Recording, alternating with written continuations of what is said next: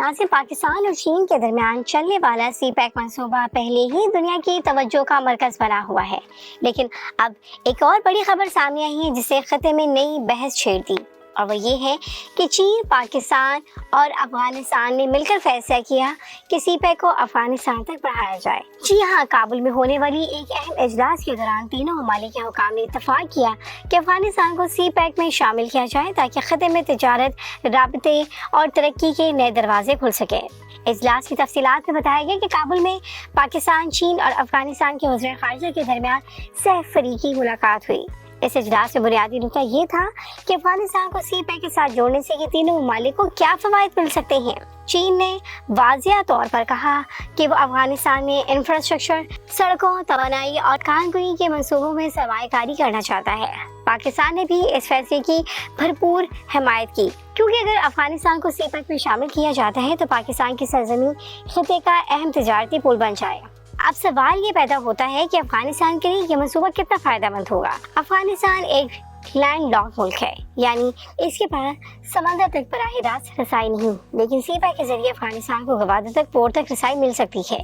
اس کا مطلب یہ ہے کہ افغانستان اپنی اشیاء کو بین الاقوامی منڈیوں تک پہنچا سکے گا۔ افغانستان میں گزشتہ کئی دہائیوں سے جنگ اور عدم استحکام رہا۔ سی پیک کے منصوبے جیسے سڑکوں، ریلوے لائنز اور توانائی کے منصوبے افغانستان کے انفراسٹرکچر کو نئی زندگی دیں گے۔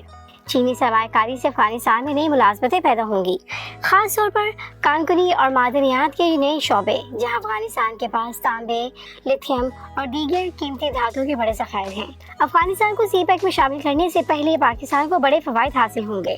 ٹریڈ ہب بننے کا موقع۔ پاکستان کی جغرافیہ پوزیشن ویسے ہی دنیا بھر میں منفرد ہے۔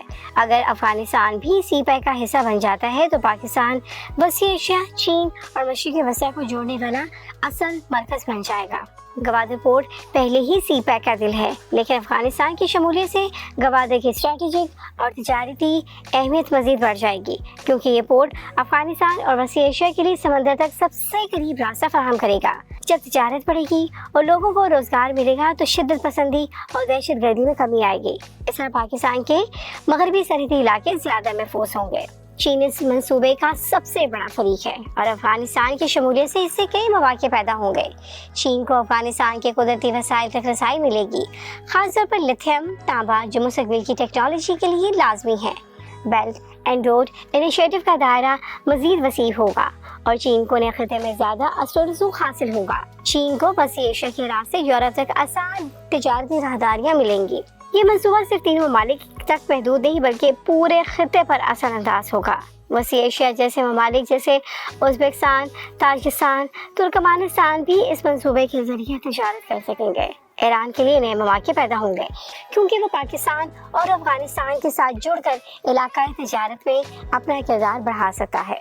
روس اور ترکی بھی انہی راہداریوں میں دلچسپی رکھتے ہیں، جس سے خطے میں ایک نیا اقتصادی بلاک وجود میں آ سکتا ہے۔ ناظرین، جہاں یہ منصوبہ تینوں ممالک کے لیے خوشخبری ہے تو وہیں کچھ عالمی طاقتیں اس پر خوش بھی نہیں ہیں۔ امریکہ کو خدشہ ہے کہ چین کے بڑھتے ہوئے منصوبے خطے میں اس کے اثر و رسوخ کو کم کر دیں گے۔ بھارت بھی اس فیصلے سے مطمئن نہیں، کیونکہ پہلے ہی سی پیک کو پاکستان کے زیر انتظام کشمیر سے گزرتے دیکھ کر مخالفت کر رہا ہے۔ افغانستان کی شمولیت سے بھارت کو خدشہ ہے کہ وہ خطے میں مزید تنہا ہو جائے گا، لیکن حقیقت یہ ہے کہ عالمی مخالفت کے باوجود سی پیک ایک حقیقت ہے اور وقت کے ساتھ یہ مضبوط ہو رہا ہے۔ اگرچہ یہ منصوبہ بہت ساری امیدیں لے کر آیا، لیکن اس کے ساتھ کچھ بڑے چیلنجز بھی موجود ہیں۔ افغانستان میں امن و امان کی صورتحال ابھی تک مکمل طور پر مستحکم نہیں۔ اگر دہشت گرد سرگرم ہے تو منصوبے کی رفتار متاثر ہو سکتی ہے۔ شفافیت اور فنڈز کے درست استعمال کو یقینی بنانا۔ ناظرین، سی پیک کو افغانستان تک بڑھانے کا فیصلہ صرف ایک اقتصادی منصوبہ نہیں بلکہ پورے خطے کے مستقبل کا تعین کرنے والا قدم ہے۔ یہ منصوبہ صرف تین ممالک کو قریب لائے گا بلکہ وسیع ایشیا کو اور مشرق وسطیٰ کو بھی ایک دوسرے کے ساتھ جوڑ دے گا۔ یہ کہنا بالکل درست ہوگا کہ اگر یہ منصوبہ کامیابی سے آگے بڑھا تو پاکستان ایک علاقائی ٹریڈ ہب بن سکتا ہے، افغانستان کو معاشی استحکام ملے گا اور چین کے بیلٹ اینڈ روڈ انیشیٹو کو نئی طاقت ملے گی۔ اب وقت بتائے گا کہ ہمارے رہنما کس طرح اس موقع کو استعمال کرتے ہیں، لیکن ایک بات طے ہے کہ یہ فیصلہ خطے میں ترقی اور خوشحالی کی نئی راہیں کھول سکتا ہے۔